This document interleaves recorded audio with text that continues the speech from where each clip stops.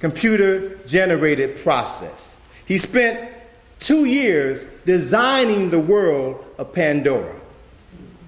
He had time. And like George Lucas said, the money that he made from his films, he bought his freedom. He didn't have to answer to anybody. He took as long as he needed to do what he wanted to do. So he spent 2 years designing this alien world. He created all of the flora and fauna of Pandora. He created the geology. He created its humanoid inhabitants. He created the mythology and the history which held this entire world together. And then Cameron hired scientists, botanists, ethnomusicologists, anthropologists, and linguists to breathe life into this world which sprang from his imagination in order to make this world believable to you all, to people all over the world. He spent a year working with the actors, training them, preparing them for the roles that they were going to play, training them for the action sequences, and teaching them to speak this new language, Na'vi, teaching them how to act in front of the green screen in this area that he called the volume, where he set up all of this technology to capture all of their movements and render them into a 3D extravaganza.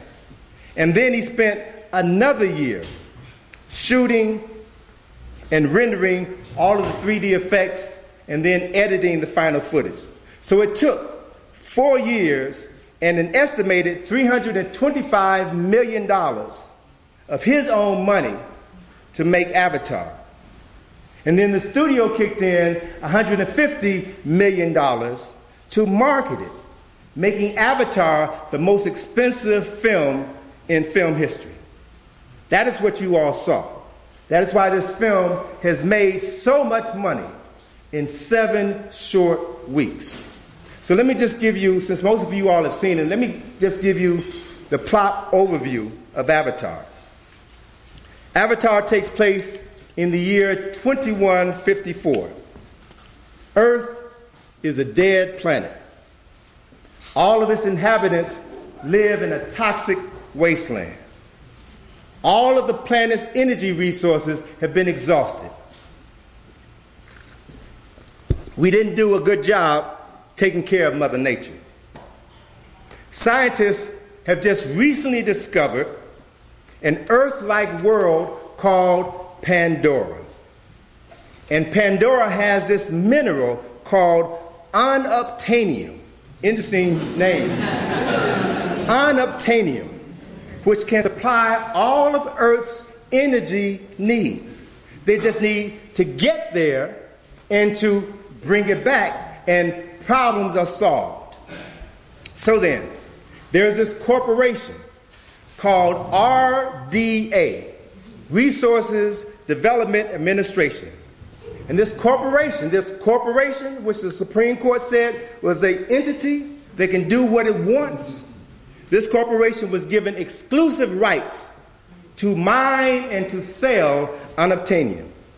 So RDA then hires a crew of administrators, technicians, scientists, and mercenaries to secure this precious resource, which sells for $20 million a kilo back on Earth.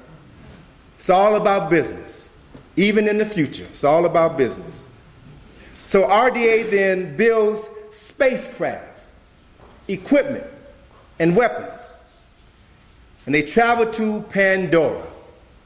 And then upon their arrival, they attempt to colonize the indigenous inhabitants called the Na'vi. They do all of this so that they can mine unobtainium. Now, Pandora is 4.5 million light years from Earth.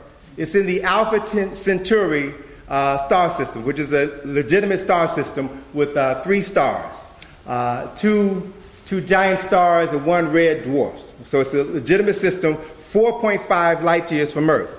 It took the spacecraft 5 years, 9 months, and 22 days to travel a distance of 23,462,748 miles to this strange new world.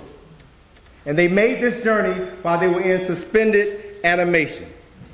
And we see the story through the eyes of Jake Sully as he awakens from his deep sleep.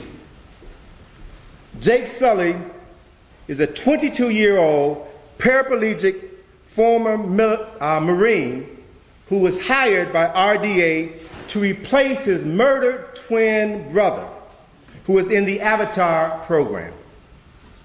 An Avatar, as you all know, is a genetically engineered Navi that is remotely controlled by the consciousness of its human host. And in his Avatar body, Jake is now able to walk again, to run again, to do the things that he had not been able to do. And while he's on the planet, he meets a Navi sister.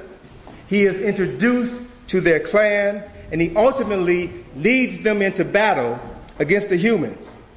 And for that, he is accused of betraying his race. So in preparing for this presentation tonight, I saw Avatar in the theater 3 times. And then I saw the bootleg version of it twice. You know, I got to do my research, right? I have to do my research. I read over 24 articles, reviews, and critiques of the film from all quarters of society. I also read 4 Avatar publications. And one of the publications is The Art of Avatar. You know, I used to be an artist, so I'm always fascinated by the creativity that goes in producing work. So it's a wonderful book about the illustrations and what it took to produce some of the art.